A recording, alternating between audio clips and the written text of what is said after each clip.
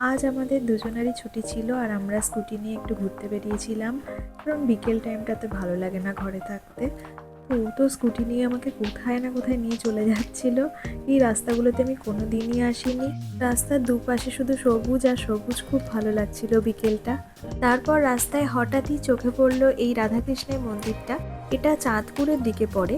আমরা মন্দিরটা ঘুরে দেখছিলাম, খুব শান্ত পরিবেশ, ভীষণ ভালো লাগছিল। খুবই সুন্দর মন্দিরটা। মন্দিরের বাইরেটায় দেখলাম একটা রথ রাখা আছে, নিশ্চয়ই রথের সময় সুন্দর করে সাজানো হয় রথটাকে।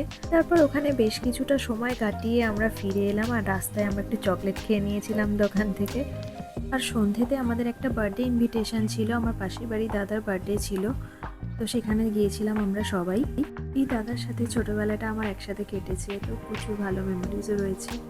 তারপর ওখানে মাটন বিরিয়ানি, ফিশ ফ্রাই আর পায়েস মিষ্টি খেয়ে ডিনার সেরে বাড়ি ফিরে এলাম। বাড়ি এসে দেখি আমাদের বাড়ির পুচকেটা তখনও ঘুমায়নি।